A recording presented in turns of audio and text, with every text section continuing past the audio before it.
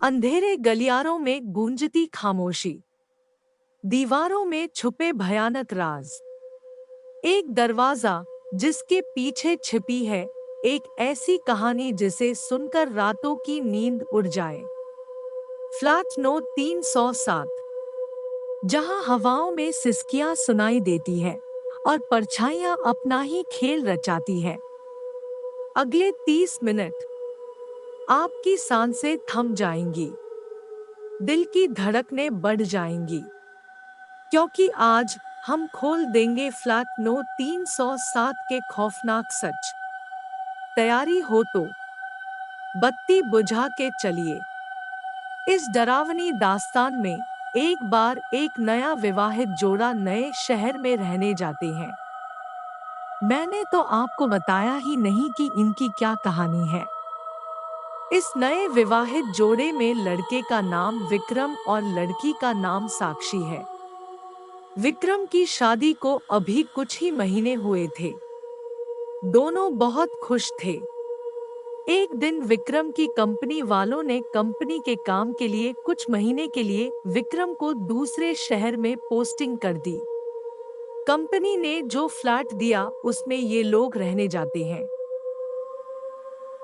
पर इनको पता था इनकी जिंदगी का सबसे डरावना सच बनने वाला है। पहले दिन ही साक्षी और विक्रम ने मिलकर पूरा फ्लैट सजा लिया। फ्लैट 2 BHK का था तो ज्यादा समय नहीं लगा।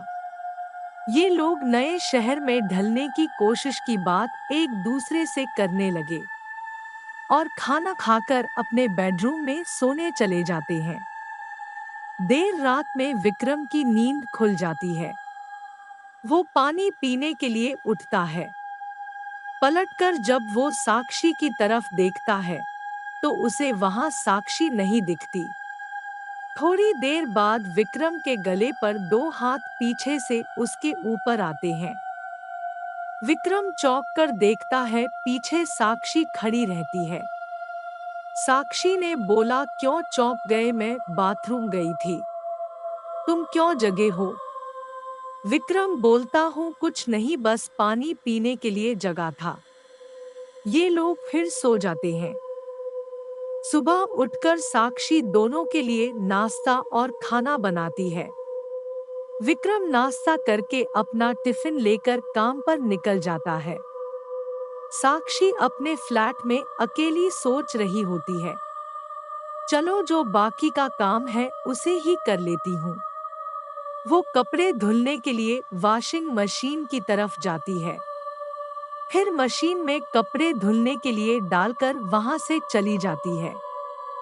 थोड़ी देर बाद वो वापस आती है तो देखती है कि कपड़े तो वॉशिंग मशीन में है ही नहीं। वो घबराकर इधर उधर ढूंढते ढूंढते अपने बेडरूम में पहुंचती है। वहां उसके सारे गीले कपड़े उसके बिस्तर पर थे। वो ये सब समझ नहीं पाती है।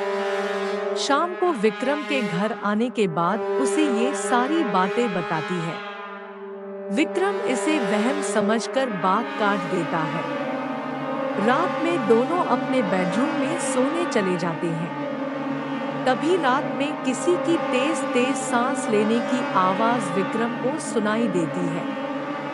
विक्रम धुंधली आंखों से बैठता है और मुड़कर देखता है तो वो बिस्तर से डर के मारे गिर जाता है। वो देखता कि बिस्तर पर साक्षी के बगल में कोई काला साया सोया है जो एक आदमी की तरह दिख रहा था। विक्रम दौड़कर बाथरूम में जाकर पहले अपनी आंख धोता है। वापस आकर फिर देखता है तो अब वहां कोई नहीं रहता। विक्रम को लगता है कि ये ठीक से न सोने की वजह से भ्रम हो रहा। इसी तरह एक हफ्ता बीतने के बाद दोनों अब तक कई बार डर का सामना कर चुके थे, पर वो उसे भ्रम मानकर बार बार टाल देते थे। फिर एक दिन रात में दोनों अपने बिस्तर पर सोए थे। कुछ देर बाद बिस्तर हिलने लगता है। दोनों की नींद खुल जाती है। पहले साक्षी उठती है तो सब नॉर्मल था। फिर भी वो चेक करने के लिए बिस्तर के नीचे झांकती है, और जैसे ही वो बिस्तर के नीचे झांकती है, कोई उसका बाल पकड़कर बिस्तर के नीचे खींच लेता है। साक्षी चिल्लाती है तो विक्रम जग जाता है और वो बिस्तर के नीचे उतरकर साक्षी को देखता है, और देखते ही वो पीछे की तरफ गिर जाता है। वो देखता है साक्षी के लेटी हुई उसकी तरफ देख रही है, और साक्षी के पीछे कोई है जो साक्षी का सिर जमीन पर दबाया हुआ है। वो फिर भी टॉर्च जलाता है तो वहां कोई नहीं रहता। फिर वो साक्षी को बाहर निकालता है। दोनों बहुत डर जाते हैं। विक्रम और साक्षी दोनों कमरे से बाहर जाने की कोशिश करते हैं, पर कोई दरवाजे का पास खड़ा रहता है। दोनों की हिम्मत नहीं होती आगे बढ़ने की। तभी विक्रम अपना टॉर्च जलने की सोचता है। टॉर्च काम नहीं करता। इस दौरान वो देखता है साक्षी उसके बगल नहीं है। वो इधर उधर देखता है तो साक्षी दरवाजे के पास खड़ी होती है और डर के इशारे में कहती है, तुम्हारे पीछे है वो। विक्रम डरते हुए पीछे पलटता है, तभी उसे एक जोर का मुक्का पड़ता है जिससे वो जमीन पर गिर जाता है। उसके बाद उसके ऊपर कमरे के सामानों से हमला होता है। विक्रम को काफी चोट आ जाती है। उधर साक्षी दरवाजा खोलने में कामयाब हो जाती है। वो तुरंत विक्रम को उठाती है और वहां से निकलने लगती है। तभी दोनों को पीछे से एक जोर का धक्का लगता है जिससे वो सीधे फ्लैट के बाहर गिरते हैं। वो तुरंत ही लिफ्ट में चले जाते हैं और बिल्डिंग के बाहर पहुंचने के बाद देखते हैं कोई साया उनके फ्लैट की खिड़की पर खड़ा है, जो थोड़ी देर में गायब हो जाता है और फ्लैट की लाइट भी बंद हो जाती है।